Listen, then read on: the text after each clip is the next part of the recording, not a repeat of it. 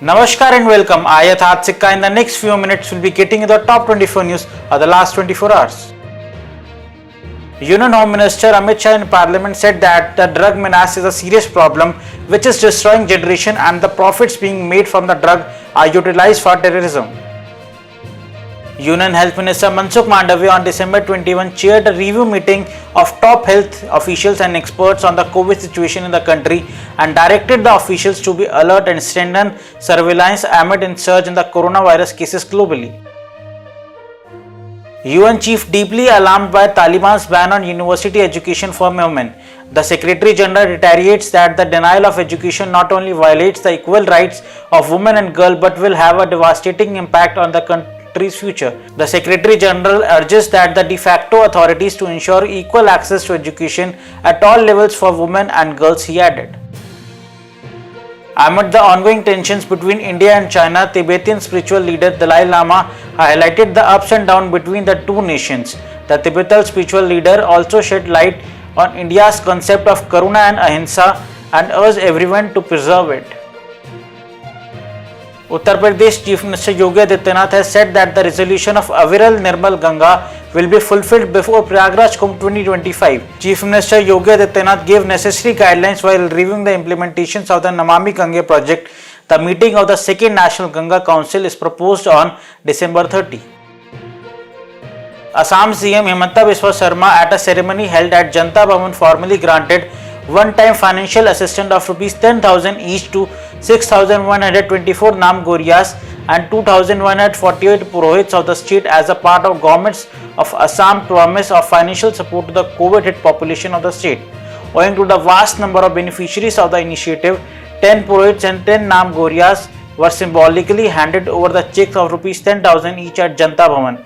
The remaining beneficiaries were provided with the amount through the bank transfer to their respective accounts. On December 19, 190 nations across the globe through a sweeping United Nations agreement have planned to protect 30% of Earth's marine and land resources from being jeopardized in future. The secondary objective is also to stop the declining biodiversity and extinction of several species including flora and fauna. 2 cases of BF7, a variant of COVID-19 that is driving the surge in infection in China, has been detected in Gujarat's Vadodara and Ahmedabad. A series of road accidents took place a morning in Uttar Pradesh, Gorakhpur due to dense fog. More than 16 people were injured in 5 to 6 road accidents near Baghgada.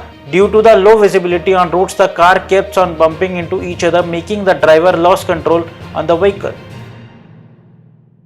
Union Health Minister Mansukh Mandavia has wrote to Congress MP Rahul Gandhi and Rajasthan Chief Minister Ashok Gehlot regarding COVID norms in the party's Bharat Jodo Yatra. Himachal Pradesh CM Sukhwinder Singh Sukho tests positive after he attends Rahul Gandhi's Bharat Jodo Yatra. Sushil Modi seeks law to fix same marriage age for women of all religions section against violators. Different laws related to Hindus, Christians and Parsis and the Special Marriage Act 1954 have determined minimum marriage age of 18 years for women and 21 for a man, Sushil Modi said in Rajya Sabha. In Afghanistan, male students walk out in protest after Taliban bans women's entry into universities. Another similar video of the protest was shared by activist Habib Khan. Bravo men of Nangarhar University protested along with women against the Taliban ban on girls' education. Nangarhar is a Pashtun-dominated province and this is the first demonstration protesting the ban, the tweet said. On December 20, the Ministry of Information and Broadcasting directed YouTube to take down 3 channels named Aaj Tak Live News Headlines and Sarkari Update for spreading fake news.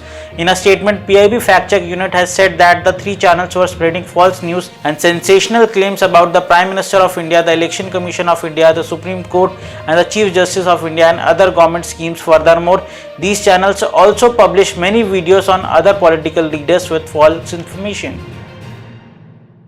Dreadful cases of forceful religious conversion continue to surface in Maharashtra, while the Eknath Shinde-led government is taking harsh steps to implement the anti-conversion law in the state.